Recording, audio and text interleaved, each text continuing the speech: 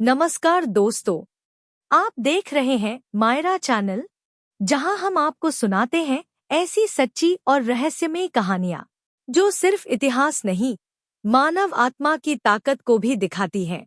आज की कहानी कोई साधारण विमान दुर्घटना नहीं है। यह कहानी है 9 साल, एक अज्ञात टापू और 134 यात्रियों की, जो मौत और उम्मीद के बीच फंसे रहे। तो वीडियो को अंत तक देखिए, क्योंकि यह कहानी आपकी सोच बदल देगी। दुर्घटना की शुरुआत 27 दिसंबर 1948। 27 दिसंबर 1948 की सुबह डगलस DC-3 विमान फ्लाइट NC-1602 मियामी से उड़ान भरता है। विमान में 134 यात्री सवार थे। कुछ घर लौट रहे थे, कुछ नई जिंदगी की शुरुआत करने जा रहे थे। किसी को अंदाजा नहीं था कि यह उड़ान उनकी जिंदगी का सबसे डरावना सफर बन जाएगी।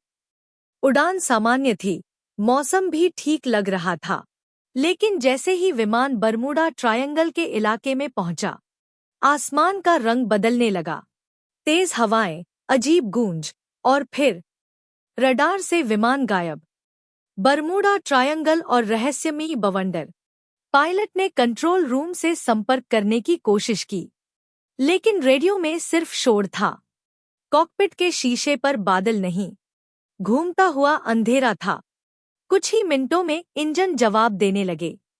यात्रियों में चीख पुकार मच गई। माताएं बच्चों को सीने से लगा रही थी, और कई लोग भगवान को आखिरी बार याद कर रहे थे। चमत्कारिक लैंडिंग, अज्ञात द्वीप। इंजन पूरी तरह फेल होने के बाद पायलट ने आखिरी दाव खेला। विमान नीचे गिर रहा था, लेकिन तभी एक विशाल पुराने पेड़ में फंस गया। यह किसी चमत्कार से कम नहीं था। विमान टूट गया, लेकिन एक भी यात्री की जान नहीं गई। चारों तरफ घना जंगल, ना कोई नक्शा, ना कोई रास्ता, सिर्फ अनजान मौत, पानी और भोजन का संकट। शुरुआती दिनों में सबसे बड़ी समस्या थी पानी। द्वीप पर कोई नदी या झरना नहीं था। यात्री बारिश के पानी को इकट्ठा कर पीते थे। भूख से परेशान एक यात्री ने गलती से एक जहरीला फल खा लिया। कुछ घंटों में उसकी मौत हो गई। यह पहली मौत थी, और सबको समझ आ गया, यह द्वीप दया नहीं करेगा। आग, सुरक्षा और नई उम्मीद। एक किशोर यात्री ने अपने चश्मे के लेंस से धूप की मदद से आग जलाई। यह आग सिर्फ गर्मी नहीं थी, यह उम्मीद की लौ थी। आग से खाना पकाया गया और जंगली जानवरों को दूर रखा गया। रातें अब भी डरावनी थीं। 27 दिसंबर 1948 की सुबह थी। डगलस DC-3 विमान फ्लाइट NC-1602 मियामी से फ्लोरिडा की ओर रवाना हुआ। इस विमान में कुल 134 यात्री सवार थे। परिवार, बच्चे, बुजुर्ग, सैनिक, छात्र, व्यापारी। सबके अपने अपने सपने थे, अपने अपने घर और अपने अपने इंतजार। किसी को अंदाजा नहीं था कि यह उड़ान इतिहास में दर्ज होने वाली है।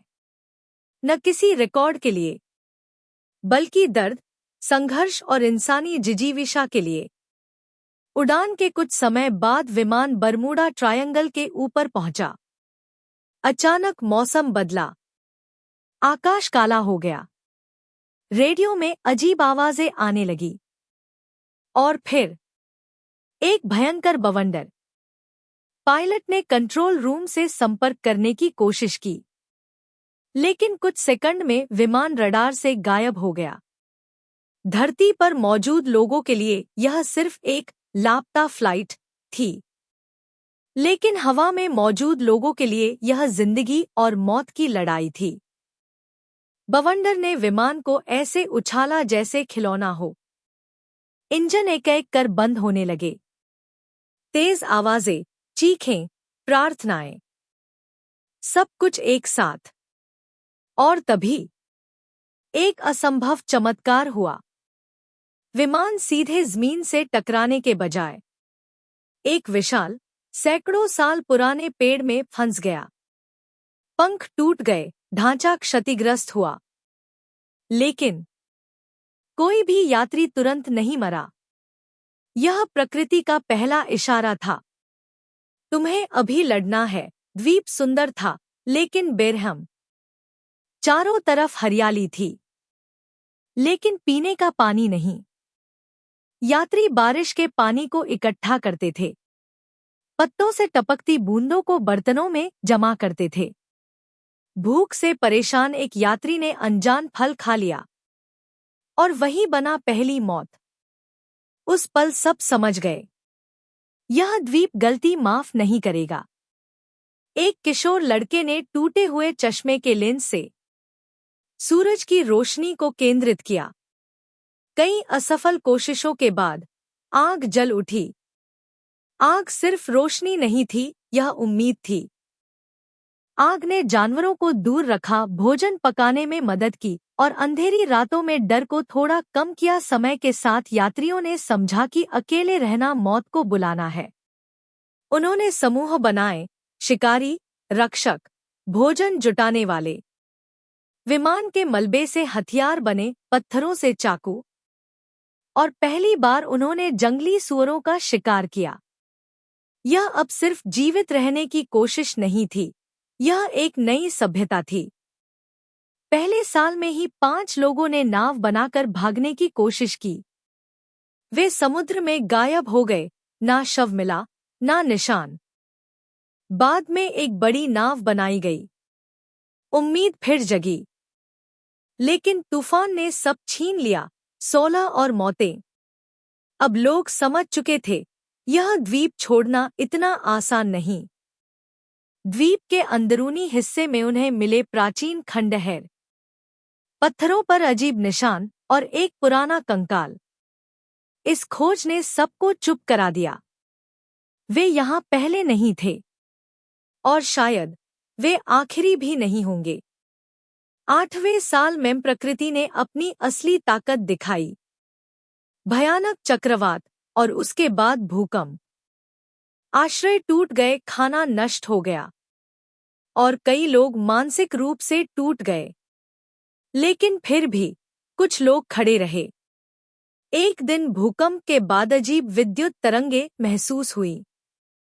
सोलर फ्लेयर के कारण विमान का पुराना रेडियो अचानक चालू हो गया। इंजीनियर ऑर्थर वेंस ने कांपते हाथों से मियामी एटीसी को संदेश भेजा, हम जिंदा हैं। कुछ हफ्तों बाद अमेरिकी नौसेना का जहाज आया। 9 साल बाद सभ्यता ने उन्हें वापस बुलाया।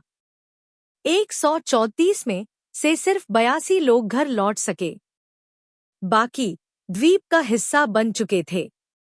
1958 में जेम्स बाल्डविन ने लॉस्ट इन दी एको नाम की किताब लिखी। यह कहानी दुनिया को यह सिखाने के लिए थी कि इंसान तब तक हारता नहीं जब तक उम्मीद मरती नहीं।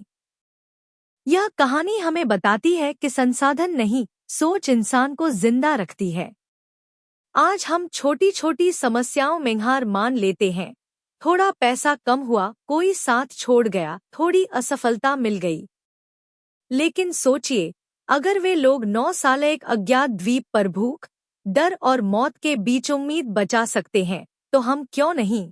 मुश्किल में घबराओ मत, टीम बनाकर चलो। प्रकृति और इंसान दोनों का सम्मान करो, और सबसे जरूरी, कभी उम्मीद मत छोड़ो। अगर आपको यह कहानी दिल से छू गई हो, अगर आपने इससे कुछ सीखा हो, तो वीडियो को लाइक करें, अपने दोस्तों के साथ शेयर करें, और मायरा चैनल को सब्सक्राइब करना मत भूलिए, क्योंकि यहाँ सिर्फ कहानियाँ नहीं, जिंदगी के सबक मिलते हैं। धन्यवाद, मिलते हैं अगले वीडियो में।